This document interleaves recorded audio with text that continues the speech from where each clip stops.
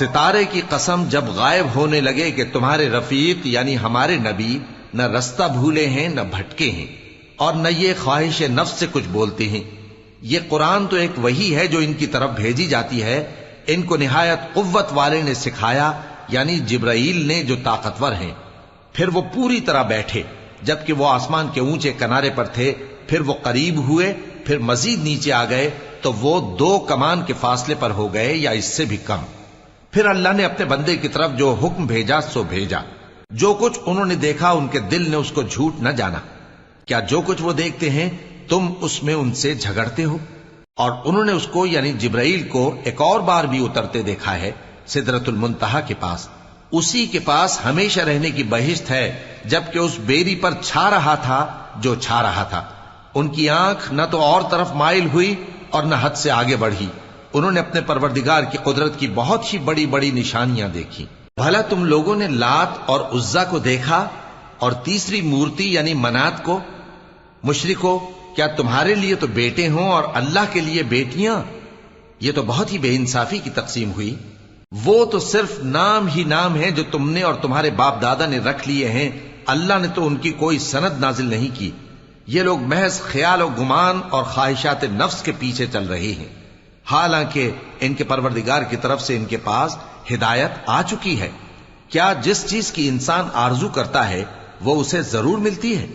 سو آخرت اور دنیا تو اللہ ہی کے ہاتھ میں ہے۔ اور آسمانوں میں بہت سے فرشتے ہیں جن کی سفارش کچھ بھی فائدہ نہیں دیتی مگر اس وقت کہ اللہ جس کے لیے چاہے اجازت بخشے اور سفارش پسند بھی کرے۔ جو لوگ آخرت پر ایمان نہیں لاتے وہ فرشتوں کو لڑکیوں کے نام سے موسوم کرتے ہیں، حالانکہ ان کو اس کی کچھ خبر نہیں۔ وہ صرف خیال و گمان پر چلتے ہیں، جبکہ خیال و گمان حق کے مقابلے میں کچھ کام نہیں آتا۔ تو جو ہماری یاد سے روگردانی کرے اور صرف دنیا ہی کی زندگی کا خواہاں ہو، اس سے تم بھی منہ پھیر لو۔ ان کے علم کی یہی انتہا ہے۔ تمہارا پروردگار اس کو بھی خوب جانتا ہے جو اس کے رستے سے بھٹک گیا، اور اس سے بھی خوب واقف ہے جو رستے پر چلا۔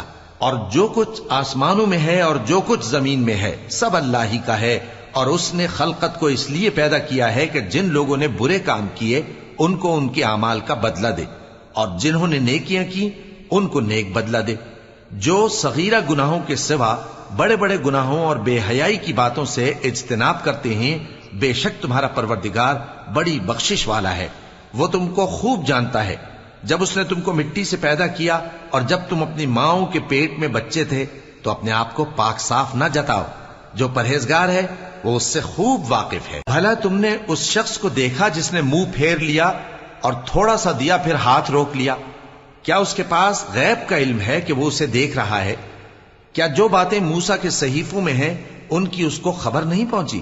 اور ابراہیم کے صحیفوں کی جنہوں نے حق کے اطاعت اور رسالت پورا کیا، وہ یہ کہ کوئی شخص دوسرے کے گناہ کا بوجھ نہیں اٹھائے گا، اور یہ کہ انسان کو وہی ملتا ہے جس کے لیے وہ محنت کرتا ہے، اور یہ کہ اس کی محنت کا جائزہ لیا جائے گا، پھر اس کو اس کا پورا پورا بدلہ دیا جائے گا، اور یہ کہ تمہارے پروردگار ہی کے پاس پہنچنا ہے، اور یہ کہ وہ ہنساتا اور رلاتا ہے، اور یہ کہ وہی مارتا اور جلاتا ہے، اور یہ کہ وہی دونوں جوڑے یعنی نر اور مادہ پیدا کرتا ہے یعنی نطفے سے جو رحم میں ڈالا جاتا ہے، اور یہ کہ قیامت کو دوبارہ اٹھانا اسی کا ذمہ ہے، اور یہ کہ وہی دولت مند بناتا اور وہی مفلس کرتا ہے، اور یہ کہ وہی شیرا نامی تارے کا بھی مالک ہے، اور یہ کہ اسی نے عاد اول کو ہلاک کر ڈالا اور سمود کو بھی، غرض کسی کو باقی نہ چھوڑا، اور ان سے پہلے قوم نوح کو بھی۔ کچھ شک نہیں کہ وہ لوگ بڑے ہی ظالم اور بڑے ہی سرکش تھے، اور اسی نے الٹی ہوئی بستیوں کو دے پٹکا، پھر ان پر جو چیز چھا گئی سو چھا گئی۔ تو اے انسان، تو اپنے پروردگار کی کون کون سی نعمت پر جھگڑے گا؟ یہ پیغمبر بھی پہلے کے خبردار کرنے والوں میں سے ایک خبردار کرنے والے ہیں۔ آنے والی یعنی قیامت قریب آ پہنچی، اس دن کی تکلیفوں کو اللہ کے سوا کوئی دور نہیں کر سکے گا۔ اے کافرو، کیا تم اس کلام پر تعجب کرتے ہو اور ہنستے ہو اور روتے نہیں؟ اور تم غفلت میں پڑے ہو تو اللہ کے آگے سجدہ کرو اور اسی کی عبادت کرو۔